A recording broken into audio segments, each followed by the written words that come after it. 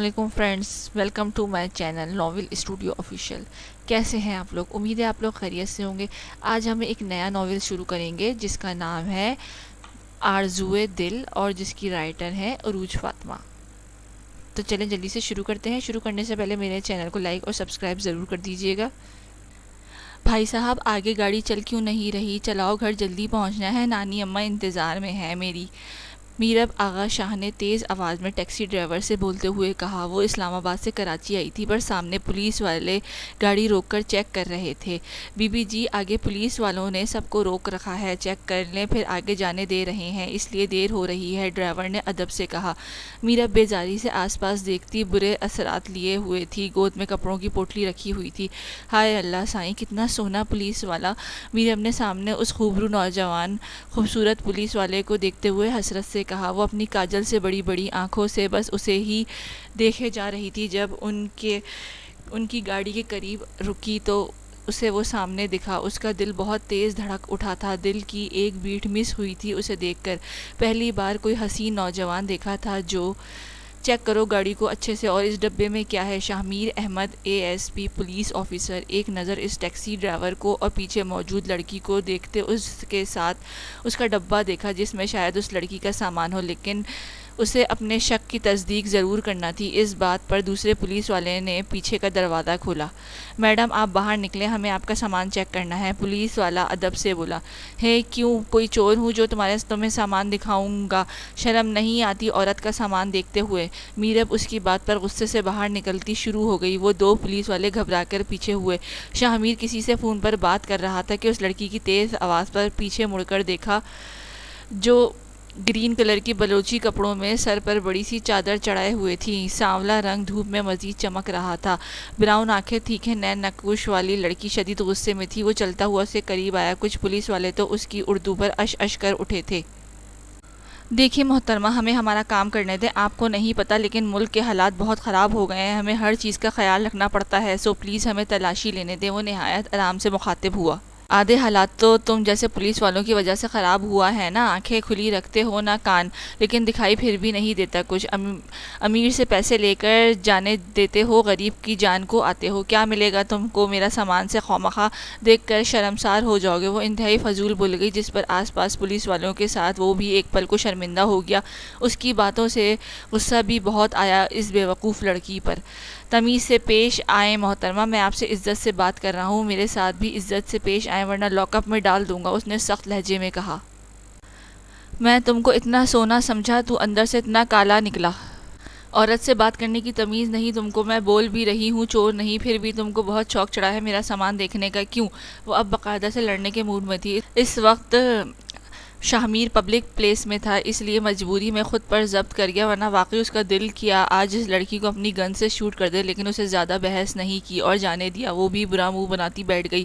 اب اسے وہ پولیس والا زہر لگا جو کچھ دیر پہلے بہت اچھا لگا تھا۔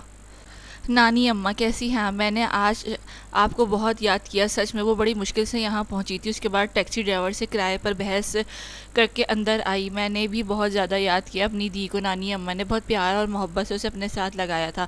تم کو پتہ ہے میرے ساتھ آج کیا ہوا، کیسے مشکل سے یہاں پہنچی ہوں؟ پتہ ہے آج مجھے ایک کمینہ منحوس پولیس والا ملا اور میرے کو چور سمجھا اس نے۔ وہ تو تھی ہی باتونی، پھر ہو گئی شروع اپنے ساتھ ہوئے آج کے واقعے کو بیان کرنے میں۔ نانی کی حیرت سے اس کی بات سنی۔ بیٹا آپ مجھے بتاؤ کون تھا وہ کمینہ، میں اپنے پوتے سے کہوں گی اسے اچھے سے سبق سکھائے۔ اب نانی نے اس کے مسئلے پر غور کیا۔ ہے سچی وہ کر دے گا میرا کام؟ وہ حیرت سے چیخ کر بولی۔ نانی نے تھوڑا گھبرا کر اسے کہا، یہاں کس کو عادت تھی تیز آواز میں بات کرنے کی؟ اب اسے سکھانے کی سوچنے لگی۔ شکر تھا اس وقت گھر پر کوئی نہیں تھا۔ آرام سے بات کرو لڑکی، شہر کے لوگ تیز آواز میں بات نہیں کرتے، اس لیے سمجھا رہی ہوں، کل کو تمہیں کوئی کچھ بول نہ دے ورنہ تمہیں ہی دکھ ہوگا۔ نانی اماں نے اسے پیار سے سمجھاتے ہوئے کہا۔ وہ تھوڑا بہت سر ہلا گئی، بات تو صحیح تھی ان کی، اس کی ماں نے بھی سمجھا کر بھیجا تھا۔ اچھا ٹھیک ہے، کوشش کرتی ہوں نا، اب گاؤں سے آئی ہوں، اتنی جلدی عادت نہیں لگے گی نا، اچھا بتائیں باقی سب کدھر ہے، مجھے ملنا ہے سب سے، اماں نے سلام بھیجا ہے۔ وعلیکم السلام، خوش رہو، گھر پر کوئی نہیں ہے، سب باہر اپنے کاموں میں، بس میں تنہا رہتی ہوں۔ اب تم آ گئی ہو نا، اب تم سے بہت باتیں کروں گی۔ نانی اماں خوش ہو گئی تھی، اسے دیکھ کر ان کا اکیلاپن دور ہونے لگا تھا۔ میرب کے آنے کے بعد انہوں نے ہی اسے بلوایا تھا، ان کی طبیعت خراب رہنے لگی تھی، یہاں سب اپنے اپنے کام میں لگے ہوئے تھے۔ میرب کی ماں نے اپنی ماں جی کی طبیعت دیکھ کر اپنی بیٹی ان کی خدمت کے لیے بھیجی تھی۔ میرب بیٹا، آپ کے امی ابو کیسے ہیں؟ وہ ساتھ نہیں آئے؟ احمد صاحب نے پیار سے ان سے پوچھا۔ ماموں سائیں، اللہ پاک کا شکر ہے سب ٹھیک ہے، آپ سب کیسے ہیں؟ اماں ابا نے سلام بھیجا ہے آپ سب کو۔ میرب بڑے جوش سے ان سے باتیں کرنے لگی۔ السلام علیکم۔ وعلیکم السلام، ان سے ملو، یہ ہے رابی کی بیٹی میرب آغا شاہ، گاؤں سے آئی ہیں، سارا سے رابی سے تو آپ لوگ مل چکے ہیں۔ احمد صاحب اپنی بیوی کو اور چھوٹے بیٹے کو میرب سے ملوایا تھا۔ میرب، یہ ہے میری بیوی سمینہ احمد، اور یہ میرا چھوٹا بیٹا رضا۔ سمینہ بس اس کے سلام کا جواب دیتی اندر چلی گئی تھی۔ سب جانتے تھے اس کا مزاج کو۔ میرب تو اس خوبصورت عورت کو دیکھ کر بڑی خوش ہوئی تھی، لیکن اس کے ہلکے انداز میں ملنے پر خاموشی سے ہو گئی۔ اچھا، اس کے برعکس رضا بڑا شرارتی مزاج کا تھا۔ رضا کو وہ بلوچی کپڑوں میں پیاری سی لڑکی بہت اچھی لگی، اس کے بولنے کا انداز، اس کی رضا کو بہت مزہ آیا اس کی باتوں میں۔ میرا، تم کیا کرتی ہو؟ رضا اس کے زیادہ بولنے پر حیرت سے اسے دیکھا، جو بولتی تو چپ ہونے کا نام نہیں لیتی تھی۔ میں سلائی کڑھائی کرتی ہوں، پتہ ہے، میں اپنے گاؤں کی سب سے مشہور لڑکی ہوں، کام کاج میں سب سے آگے ہوں، اپنی اماں پر گئی ہوں، اف دنیا تعریف کرے نہ کرے، لیکن یہ سب سے آگے تھی خود کی تعریف کرنے میں۔ ہاں ہاں، اچھا پھر میرے کپڑے بھی سیو گی؟ رضا شرارت سے اسے دیکھتا ہوا بولا۔ ہے سچی تم میرے سے سلواؤ گے کپڑے؟ پھر ٹھیک ہے، میں تم کو پہلا کپڑا مفت میں سی دوں گی، پھر دوسری باری میں تم سے پیسے لوں گی۔ میرب احسان کرنے والے انداز میں کہا۔ ایک تو وہ ہمیشہ سے تھی صاف گو۔ ہاں ہاں، کیوٹ۔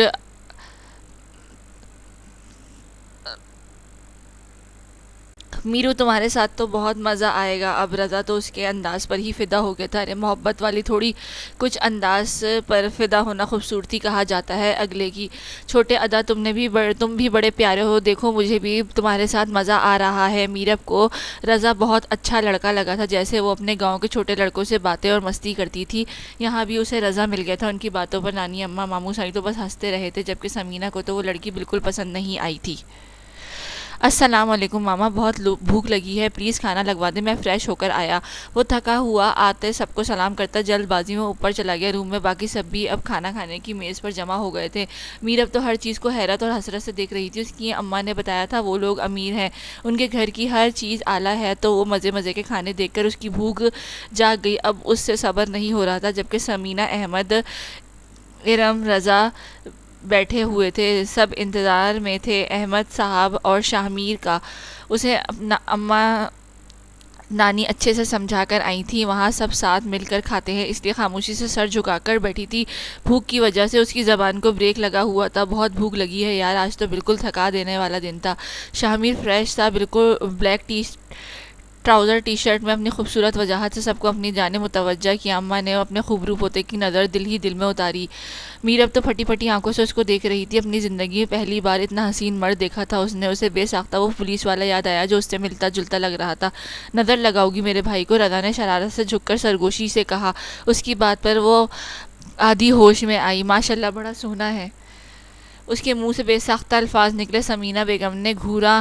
اماں نے جلدی سے اس کا ہاتھ دبا کر ہوش دلایا، اور وہیں رضا کے کہے نے احمد صاحب سے بات کرتے شاہ میر نے چونک کر سامنے دیکھا تو ایک انجان لڑکی کو سب کے ساتھ بیٹھا دیکھ کر حیرت ہوئی۔ سوالیہ نظروں سے ماں پھر باپ کو دیکھا، جبکہ میرب اب بڑے غور سے اس کا جائزہ لے رہی تھی۔ اسے دیکھ کے ہوا لگ رہی تھی۔ بیٹا، یہ تمہاری رابی پھپھو کی بیٹی ہے میرب آغا شاہ، اور میرب، یہ میرا بڑا بیٹا شاہ میر۔ شاہ میر نے ایک نظر سانورے رنگ کی لڑکی پر ڈالتے ہوئے صرف سر ہلایا، جبکہ میرب کی آواز نے سب کو شوق میں ڈال دیا۔ اماں نانی، یہی تو وہ بغیرت پولیس والا ہے جس نے میرا سامان دیکھنا تھا اور مجھے اتنی دیر دھوپ میں کھڑا رکھا۔ اس کی زبان نے جہاں نانی اماں سمینہ بیگم کو شرمندہ کیا، وہیں احمد صاحب رضا کے قہقہے نکلے تھے، اور اس کا سرخ چہرہ بتا رہا تھا وہ بے انتہا کی حد پر تھا۔ غصے میں اس کی آنکھیں ضبط سے لال ہو گئی تھیں، جو صرف رضا ہی سمجھ سکا یہ پیاری لڑکی اس کے بھائی کے ہاتھوں مر جائے گی۔ کون ہے یہ بدتمیز لڑکی، زبان استعمال کرنے کی تمیز نہیں تمہیں؟ وہ غصے سے اٹھ کھڑا ہوا۔ سب نے گھبرا کر اسے دیکھا۔ میرب تو اس کی دھاڑ پر ڈر کر نانی اماں کے پیچھے چھپ گئی۔ بیٹا آرام سے، بچی ڈر گئی۔ احمد صاحب نے اسے ٹھنڈا کرنا چاہا۔ واٹ نانسنس ڈیڈ، سیریسلی بچی، اس کی زبان دیکھیں، وہاں روڈ پر بھی مجھے میری ٹیم کو شرمندہ کر دیا تھا، اسے تو میں جیل میں ڈالوں گا۔ شامیر کو اب موقع ملا تھا اپنا حساب برابر کرنے کا۔ وہ غصے میں آگے بڑھا تھا۔ اللہ سائیں میری مدد کریں، اماں نانی مجھے بچائیں اس کمینے پولیس والے سے، ہائے اللہ میں مر گئی۔ میرب اس غصے میں آگے بڑھتے دیکھ کر اماں نانی کے پیچھے سے پکڑے ہوئے چلائی۔ شامیر تو اس کی گالی لفظ پر ہی غصے سے لال ہو گیا۔ رضا تو صدمے میں سب دیکھ رہا تھا۔ احمد صاحب کو ہنسی کے ساتھ مزہ بھی آ رہا تھا کہ شامیر سمینہ کے غصے سے برا حال دیکھ کر جلدی سے شامیر کو سنبھالا۔ اماں سے روم میں لے جا کر دماغ درست کریں اس جاہل لڑکی کا، سمینہ بیگم غصے سے کہتے ہوئے شامیر کے پیچھے گئی جو غصے سے روم میں چلا گیا تھا۔ اماں نانی بھوک، کھانا تو کھا لوں پھر چلتے، چپ کر کے چل، شرمندہ کر دیا مجھے سب کے سامنے، یہ سیکھا ہے تم نے، بات کرنے کی تمیز نہیں سکھائی تیری ماں نے۔ نانی اماں غصے سے سخت سنا رہی تھی اسے، لیکن اس کا سارا دھیان تو پیٹ پوجا کرنے میں تھا۔ اماں نانی افسوس سے سر ہلا کر وہاں بیٹھ گئیں۔ تم بھائی سے مل چکی ہو؟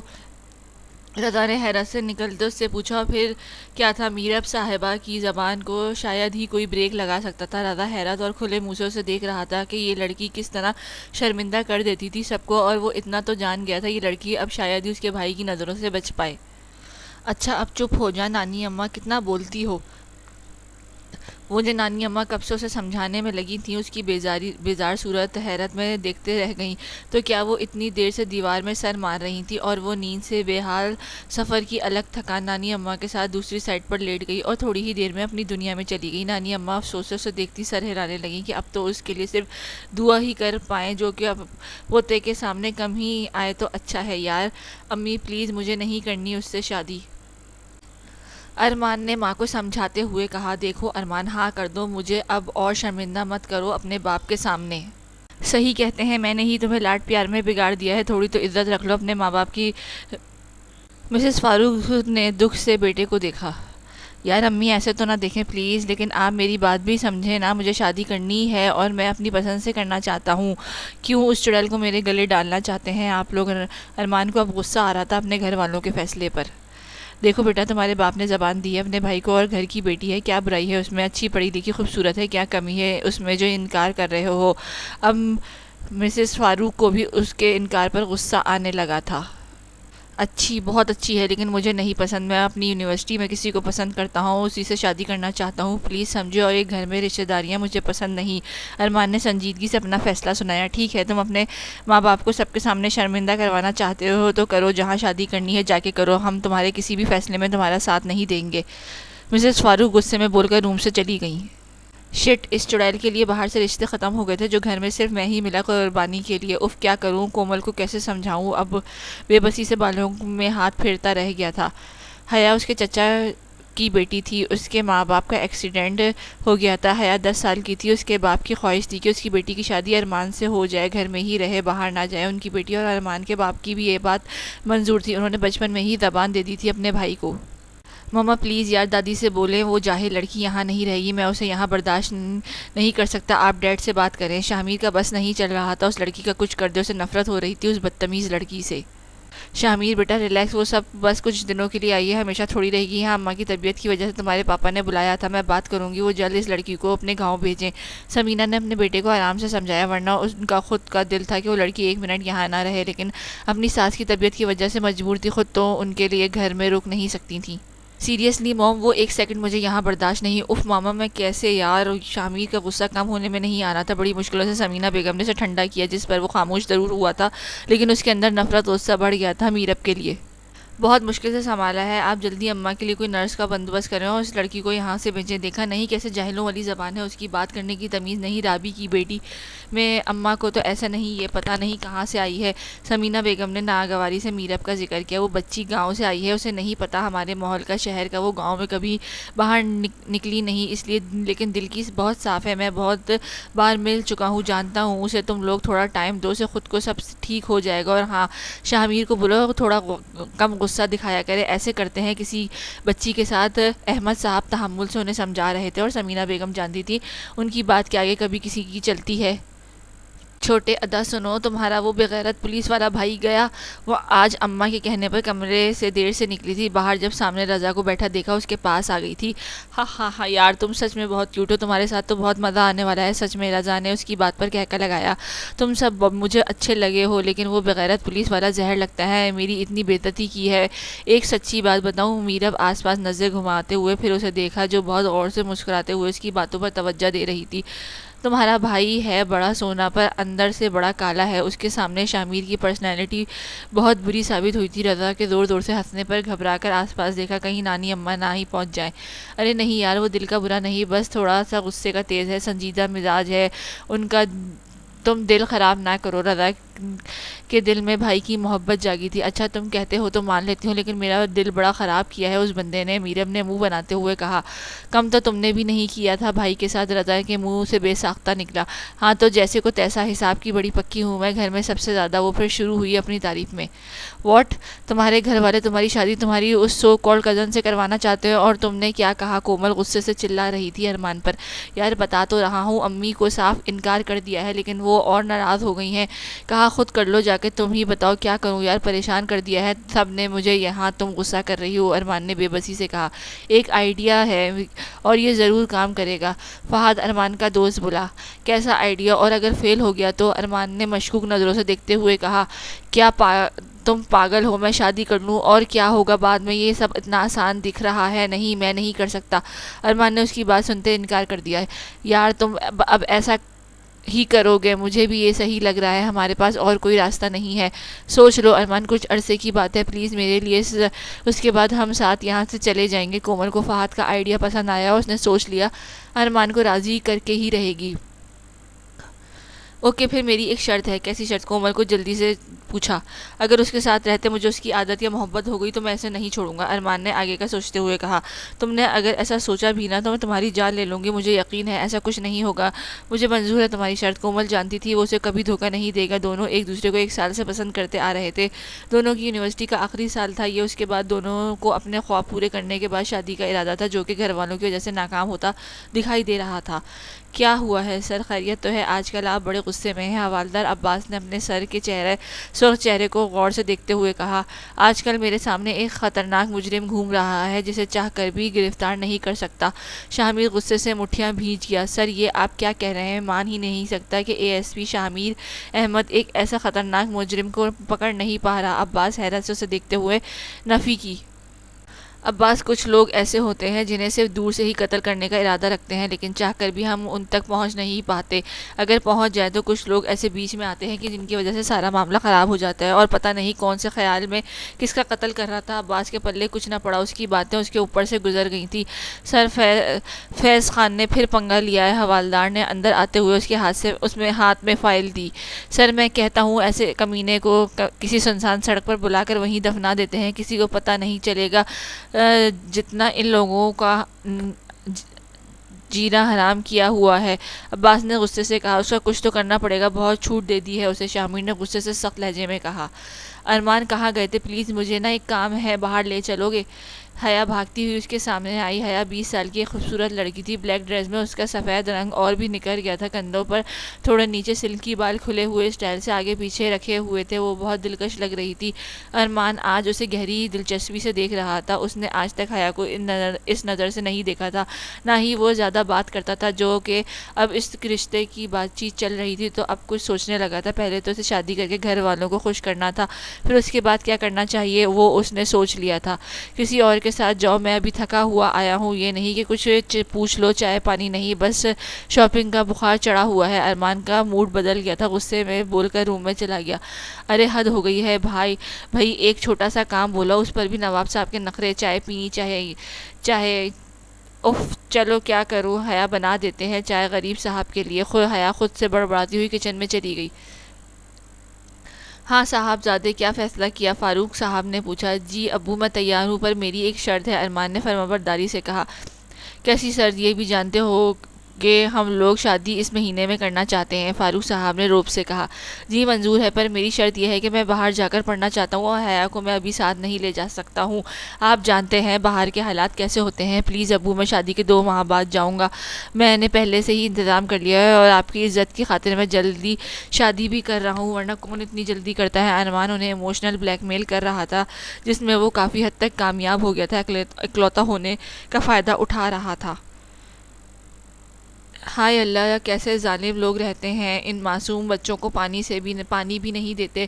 میر اب باہر لان میں پودوں کو پانی دیتے ہوئے بڑبڑائی، پھر پانی کا پائپ لے آئی۔ اب وہ اپنے کام میں مصروف ہو گئی۔ پانی دیتے ہوئے وہ ساتھ گنگنا بھی رہی تھی، ساتھ وہ جو مزے سے گانا گا رہی تھی، پانی کی پھوار کو ہر طرف کر رہی تھی کہ سامنے سے آتے شامیر کے اوپر بارش کر دی۔ What the hell! وہ غصے سے سر اٹھا کر سامنے منہ کھولے صدمے میں کھڑی اس دشمن کو دیکھا۔ رضا جو باہر سے آ رہا تھا، سامنے کا سین دیکھ کر وہیں تھوڑا دور رک گیا۔ اب کیا ہونے والا تھا؟ ہائے اللہ، سائی بچا لے، آج میری تو قسمت ہی خراب ہے۔ اس بندے کے سامنے وہ دل میں اپنے لیے خیریت کی دعا مانگنے لگی۔ اس دن شامیر کے غصے سے بہت ڈر گئی تھی۔ تم نے سمجھا کیا ہوا خود کو؟ مجھ سے کوئی پرانی دشمنی ہے جو ہر جگہ میرا خون جلانے آتی ہو؟ اماں! شامیر نے غصے سے آگے بڑھتے اس کا بازو پکڑا اور وہ درد سے چلائی کیونکہ اس کی گرفت مضبوط تھی۔ چھوڑیں بھائی، کیا کر رہے ہیں؟ بابا نے دیکھ لیا تو آپ جانتے ہیں پھر۔ رضا تیزی سے آگے بڑھا۔ چھوٹے ادا، بچاؤ مجھے اپنے بغیرت بھائی سے۔ وہ جو درد سے کرا رہی تھی، آنکھوں میں نمی بھر گئی تھی درد سے۔ رضا کو دیکھتے ہوئے اس کی زبان پھر پھسلی، جس کا جھٹکا پھر اسے ملا۔ شامیر غصے میں دوسرا بازو بھی پکڑا تھا۔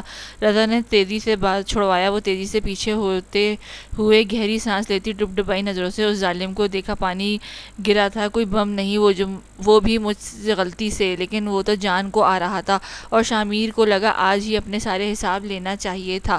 میں جاؤں گی، کل تھانے بتاؤں گی، یہ کمینہ پولیس والا مجھے اپنے گھر میں مارتا ہے، میں تم کو جیل بھجواؤں گی۔ میرم نے غصے سے روتے ہوئے اسے دیکھتے ہوئے منہ پر ہاتھ رکھتے ہوئے اسے دھمکی دی۔ اس کے پیارے سے انداز پر رضا اپنی ہنسی روکنے کے لیے منہ موڑ گیا اور شامیر نے ایک پل کو حیرت سے اسے دیکھا اور دوسرے پہل غصے میں سرخ ہوتا آگے بڑھا۔ تمہاری تو آگے سے زبان چلاتی ہو، میرے قریب آئے تو پانی سے مار دوں گی۔ یا اللہ بچا، یہ تو ڈرتا بھی نہیں ہے، یہ تو میری جان کا دشمن بن گیا ہے۔ اماں، نانی بچا مجھے، تیرا کمینہ پوتا مجھے مارنا چاہتا ہے، وہ غصے میں کہتی، پانی اس پر پھینکتی، زور زور سے بولتی اندر بھاگی۔ شامیر پھر خود کو بھیگتا دیکھ کر اس کے پیچھے بھاگا اور رضا ہنس ہنس کر بے حال ہو گیا تھا۔ نانی اماں بچا مجھے اپنے پوتے سے، وہ میری جان کو آ رہا ہے۔ میرے ننگے پاؤں اندر بھاگتی ہوئی آتی ہوئی اماں نانی کے پیچھے چھپ گئی۔ وہ جو اس کی چیخ پر اٹھ کھڑی ہوئی تھی، اس کے تیزی سے آتے بولنے پر پریشان ہو گئی۔ سمینہ بیگم بھی پریشان سی ہو گئی۔ تم باہر نکلو، میں جیل میں ڈال کر سیدھا کروں گا۔ زبان سے صرف گالیاں نکلتی ہیں اس کی، یہ سیکھ کر آئی ہے، اسے ابھی کے ابھی نکالیں دادو، میں 1 منٹ بھی برداشت نہیں کر سکتا اسے۔ شامیر کا بس نہیں چل رہا تھا کہ اس کا کچھ کر دے۔ غصے میں اس کا سفید رنگ سرخ پڑ گیا تھا۔ سمینہ بیگم نے بیٹے کی حالت دیکھی، اسے ایک نظر نفرت سے اس پر ڈالی جو نانی کے پیچھے چھپی ہوئی تھی۔ رضا وہاں خاموشی سے کھڑا تھا۔ اب کیا کر دیا لڑکی تم نے؟ نانی اماں نے غصے سے پیچھے مڑ کر اسے دیکھا۔ نانی اماں قسم لے لیں میں نے کچھ نہیں کیا، وہ تو غلطی سے یہ سامنے آ گیا تو پانی، اور وہ جو تمہارے منہ سے پھول جھڑتے ہیں وہ تو تم نے غصہ دلایا اس لیے۔ اور نانی اماں اس نے مجھے مارا بھی۔ اس کے بولنے پر وہ تڑپ کر نانی اماں کو صفائی دی، ساتھ ساتھ رونا بھی جاری تھا۔ رضا کو اس کا رونا بالکل اچھا نہیں لگا تھا، اسے اپنے بھائی پر غصہ آیا پر چپ رہا۔ اماں شامیر صحیح کہہ رہا ہے، آپ اس جاہل لڑکی کو واپس بھیجیں، 2 دن نہیں ہوئے اس کا یہ حال ہے۔ آپ خود سوچیں، ہمارا اٹھنا بیٹھنا اچھے اسٹینڈرڈ لوگوں میں، اور یہ جاہل لڑکی اپنی زبان سے ہمیں شرمندہ کر دے گی۔ سمینہ بیگم نے غصے اور ناگواری سے میرب کو دیکھا، ان کی باتوں پر چپ ہو گئی تھی۔ شامیر بیزاری سے ایک نگاہ اس کے چہرے پر سے ڈالتا غصے سے روم میں چلا گیا۔ پیچھے سمینہ بیگم بھی جانے سے پہلے سنانا نہ بھولی، اماں آپ رابی کو بلائیں، اس سے اچھا تھا اس کے پر کاٹ دیں، آپ نے اس کو اپنے لیے بلایا ہے وہیں تک رکھیں، پورے گھر میں دندناتی نہ پھرے۔ سمینہ بیگم آخری زہر کن الفاظ استعمال کرتے ہوئے چلتی بنی۔ رضا ایک افسوس بھری نگاہ اس پر ڈالتا روم میں چلا گیا۔ اب وہاں دادی اور وہ سر جھکے کھڑی تھی۔ کمرے میں آؤ، بات کرنی ہے تم سے۔ نانی اماں سخت آواز پر آنکھیں صاف کرتی ان کے پیچھے گئی۔ تم جانتی ہو نا تمہاری ماں باپ نے یہاں تمہیں کیوں بھیجا ہے؟ نانی اماں کا سخت لہجہ تھا، اس نے جھکے سر سے ہاں میں سر ہلایا۔ میں نے رات میں کیا سکھایا تھا، یہاں رہو گی تو شامیر سمینہ سے کوئی بات بحث نہیں کرو گی، جو کہیں گے وہ آگے سے بس سنتی رہو گی۔ اگر یہیں رہنا ہے تو یہ ان کا گھر ہے، کبھی بھی تمہیں نکال سکتے ہیں، اور تم جانتی ہو کیا کہہ کر میں نے تمہیں بلایا ہے کہ میں بیمار ہوں، اپنے لیے کسی کی ضرورت ہے، اس لیے تمہیں یہیں رکنے کو بلایا ہے، اور تم ہو کہ مجھے شرمندہ کرنے میں لگی ہو۔ نانی اماں سخت ناراض تھی، انہیں بھی اس کی تیز چلتی زبان پسند نہیں تھی، پھر اس کے گھر میں باقی سب کو کیسے پسند ہوگی۔ نانی اماں تم ناراض تو نہ ہو، میں معافی مانگ لوں گی، بس اب گالی نہیں دوں گی، لیکن دل میں تو دے سکتی ہوں نا۔ وہ جھک کر نانی اماں کے گھٹنوں کو دبا کر آخر میں شرارت سے بولی، جس پر نانی اماں کی ہنسی نکل گئی۔ دیکھو بیٹا، میں جانتی ہوں تم پڑھی لکھی نہیں، لیکن یہاں سب پڑھے لکھے ہیں، انہیں یہ لہجہ پسند نہیں ہے، اس لیے کوشش کیا کرو ان کے سامنے کم ہی آؤ، ٹھیک ہے؟ نانی اماں نے پیار سے اس کے سر پر ہاتھ رکھا۔ وہ جانتی تھی میرب دل کی بہت صاف ہے، بس زبان کی وجہ سے وہ کسی کو پسند نہیں۔ نکاح بالکل سادگی سے کیا گیا تھا، بس ولیمے کا بڑا پروگرام رکھا تھا۔ حیا بچپن سے جانتی تھی اس کا رشتہ ارمان فاروق سے کیا گیا، اسے اپنے ماں باپ کے فیصلے سے کوئی گلہ نہیں تھا، وہ خوش تھی، جیسے بچپن سے چاہا اسے پایا۔ وہ جانتی تھی ارمان تھوڑا غصے والا ہے، ہمیشہ اپنی کرتا ہے، پر وہ پاگل اس کی محبت میں تھی، اسے کوئی مسئلہ نہیں تھا ارمان سے۔ ارمان کا بس چلتا تو آج بھی بھاگ جاتا یہاں پر، لیکن باپ کی وجہ سے وہ راضی ہوا، اسے حیا سے مسئلہ نہیں تھا، پر وہ ابھی شادی نہیں کرنا چاہتا تھا، اور حیا کی وجہ سے یہ سب ہو رہا تھا۔ اسے اب حیا سے نفرت ہو رہی تھی، جو اس کے خوابوں کی دشمن بن گئی تھی۔ چھوٹی سی عمر میں اسے ایک ذمہ داری دے دی گئی تھی۔ ارمان 22 سال کا خوبصورت نوجوان تھا، پر وہ اپنے جسم کی وجہ سے بڑا مرد لگتا تھا، گھنی داڑھی، مونچھیں، لمبا قد۔ دادی میرب کہاں ہے؟ رضا اور باقی سب ساتھ ناشتہ کر رہے تھے، لیکن میرب کو نہ پا کر رضا نے پوچھا۔ احمد صاحب کا بھی دھیان نہیں تھا، اب چونک کر اپنی ماں کو سوالیہ نظروں سے دیکھا دادی گھبرا گئی۔ احمد صاحب کی موجودگی میں کیا کہتی ناشتہ کرتے؟ شامیر کا ہاتھ ایک پل کو رکا تھا۔ بیٹا وہ آرام کر رہی ہے، تم ناشتہ کرو، دادی نے کہہ کر ناشتے پر توجہ دی۔ رضا کو مزہ نہیں آ رہا تھا میرب کے بغیر۔ میں چلتا ہوں، دیر ہو رہی ہے۔ اس کا میرب کے ذکر پر موڈ خراب ہو گیا تھا۔ ہائے اللہ، کہاں پھنس گئی ہوں، اس سے تو اچھا تھا گاؤں میں رہتی، یہاں نہ آتی۔ ایک تو یہ نانی اماں ڈانٹ سے باز نہیں آتی، بس اللہ انہیں تھوڑی اور لمبی زندگی دے، ان کے سہارے تو یہاں ہوں۔ میرب منہ بناتے ہوئے پتہ نہیں کیا کیا بڑبڑا رہی تھی۔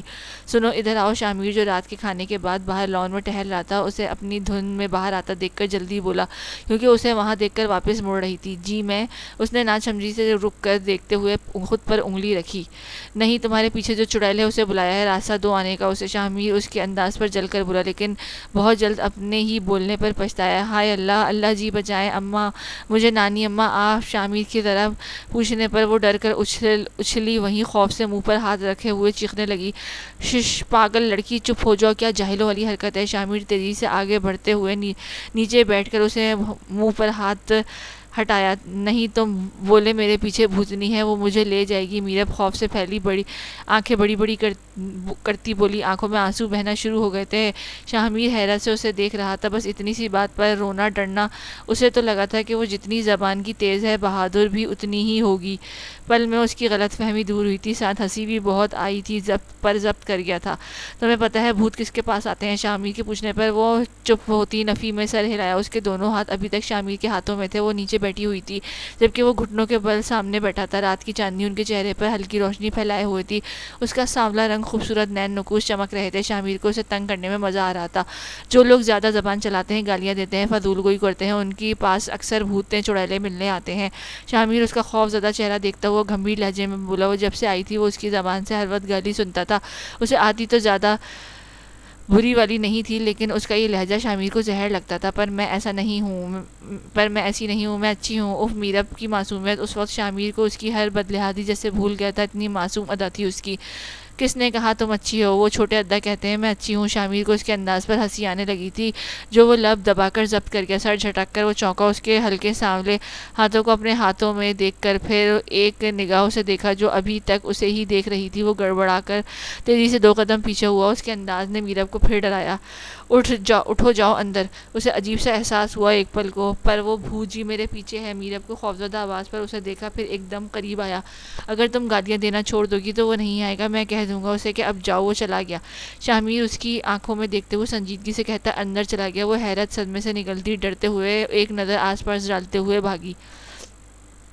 ہاں، مجھے یقین نہیں آتا جن سے بھی تمہیں جن ہے وہ بھی تمہارے پیچھے رضا کا ہنس ہنس کر برا حال ہو گیا تھا۔ وہ رات کا قصہ سنا رہی تھی اسے۔ چھوٹے ادا یقین کرے میں سچ بول رہی ہوں، رات کو جن ہمارے پاس تھا، تمہارے بھائی نے بچایا مجھے۔ میرب چڑھ کر پھر اسے دیکھا جو ابھی دبی دبی ہنسی ہنس رہا تھا۔ اچھا تم تو کہتی ہو بھائی خود ایک جن ہے، پھر تم کو کیسے بچایا اس نے؟ رضا جان بوجھ کر تیز بولا تھا کیونکہ اس نے شامیر تیار سا ہو کر باہر جانے لگا تھا کہ اس کی آواز پر رک کر آنکھیں چھوٹی کرتا ان دونوں کو دیکھا۔ میرب کی اس کی طرف پوچھتی، وہ اب میرب کا جواب سننا چاہتا تھا، پتہ نہیں کیوں اپنے ہی احساس سمجھ نہیں پایا۔ ارے ہاں یہ تو میں نے سوچا نہیں، کیا پتہ وہ کمینہ پولیس والا جن اپنے ساتھ ہی تھی کو بلایا ہو، مجھ کو مارنے کو بولا ہوگا تمہارے کمینے بھائی۔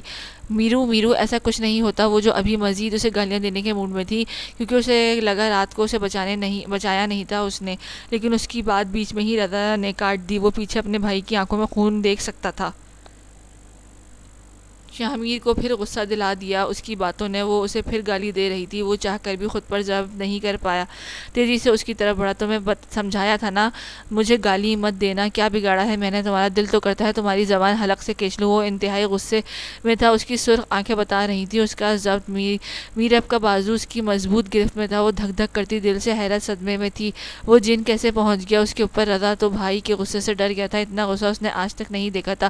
چھوڑیں ادا، مجھے بچائیں، وہ تیز دھڑکتے دل کے ساتھ اٹک اٹک کر بولتی۔ رضا سے مدد طلب کی شامیر کی گرفت میں اسے اپنے بازو بے جان ہوتا محسوس ہوا۔ بھائی چھوڑیں، کوئی دیکھ لے گا، تماشا لگ جائے گا۔ رضا ہوش میں آتا تھوڑا قریب آیا، ہمت سے بولا تھا کہ شامیر کی سرخ مرچوں والی آنکھوں میں دیکھتے شرمندہ سا چپ ہوا۔ میرب درد سے رونے لگی تھی۔ اماں مجھے، وہ ہمت کرتی تیز آواز میں اماں نانی کو بلانے لگی تھی کہ شامیر نے اسے گھما کر منہ پر سختی سے ہاتھ رکھ دیا۔ ایک ہاتھ اس کا منہ پر، دوسرا بازو میں تھا۔ اس کی پشت شامیر کے سینے سے لگی ہوئی تھی، وہ خود کو چھڑانے کی کوشش میں ہلکان ہو رہی تھی۔ بھائی یہ کیا کر رہے ہیں؟ رضا آگے بڑھا تھا کہ خبردار رضا، اگر آگے بڑھے تو اسے تو میں جیل میں ڈال کر سیدھا کروں گا، لے جا رہا ہوں اسے، اگر کسی کو کچھ بھی بتایا تو مجھ سے برا کوئی نہیں ہوگا۔ رضا میرب کی تو جیسے جان ہی نکل گئی تھی اس کی بات سے، رضا چاہ کر بھی روک نہیں پایا، وہ اس کی گرفت میں پھڑپڑاتی رہی۔ ارمان آپ کہاں جا رہے ہیں؟ حیا ارمان کو تیار ہوتا دیکھ کر پوچھا۔ اپنی دوسری بیوی کے پاس، تمہیں کوئی مسئلہ ہے؟ ارمان نے چڑھ کر کہا، میں آپ کی بیوی ہوں، پہلی اور آخری سمجھے، اگر آپ دوسری کے بارے میں سوچا تو میں اپنے ساتھ آپ کی بھی جان لے لوں گی، حیا نے غصے سے کہا۔ اسے ارمان کے منہ سے دوسری بیوی سننا اچھا نہیں لگا، وہ شروع سے ہی اپنی چیزوں اور محبت میں بہت پازیٹیو تھی۔ تمہیں نہیں لگتا تمہاری زبان شادی کے بعد کچھ زیادہ ہی چلنے لگی ہے؟ ارمان اسے اپنے قریب کرتے ہوئے کہا۔ حیا شادی کے بعد بدل گئی تھی، وہ ارمان سے ضد غصہ بہت کرنے لگی تھی، یا شاید اس کی محبت میں کرتی تھی۔ ان کی شادی کو 1 مہینہ ہو گیا تھا اور اس 1 مہینے میں ارمان اس کا بہت خیال بھی رکھتا تھا، اسے پیار سے باتیں کرنا، کبھی غصہ بھی کر جاتا تھا، پر حیا تو پہلے ہی اس کی محبت میں دیوانی تھی، اس کے غصے سے چھوٹی باتوں پر ناراض نہیں ہوتی تھی، وہ ارمان کی ہر بات مانتی تھی، اس سے پوچھ کر یہاں وہاں جانا حیا کو تو اس کی عادت ہو گئی تھی۔ وہ رات کو کبھی دیر سے آتا تو وہ اس کے انتظار میں بیٹھی رہتی۔ ارمان کو اس کی عادت اچھی لگتی تھی، وہ اس کا بہت خیال کرتی، اس کا انتظار کرتی، لیکن دوسرے ہی پل اسے غصہ آنے لگتا تھا خود پر، وہ اس سے محبت نہیں کرنا چاہتا تھا، اسے اب کسی بھی حال میں باہر جانا تھا، جو کہ اب بہت جلد ہی یہ کام ہونے والا تھا۔ ارمان نے شادی سے لے کر اب تک سب سے پیار سے بات کرنے کا، ان کا خیال رکھنے کا، حیا کا خیال رکھنا، سب اپنے باپ کو خوش کرنے کے لیے کیا تاکہ جب وہ جائے تو کوئی بھی اسے نہ روکے۔ میں بھی چلوں آپ کے ساتھ؟ حیا نے معصومیت سے کہا۔ نہیں، میں باہر دوستوں کے ساتھ جا رہا ہوں، رات کو دیر سے آؤں گا، انتظار مت کرنا، اوکے؟ ارمان ایک نظر سے دیکھ کر باہر چلا گیا۔ حیا گہری سانس لی، وہ جانتی تھی ارمان کل باہر چلا جائے گا پڑھائی کے لیے اور ابھی اس کے ساتھ نہیں جا سکتی، پر وہ جتنا دل کو سمجھاتی اتنا اس کا دل اداس ہو جاتا، وہ اس کا دور جانے کا سوچتے ہی تڑپ جاتی، پر کسی سے نہ کہہ پاتی تھی، اس کے کبھی یوں اجنبی رویے پر دل بہت دکھ جاتا تھا اس کا۔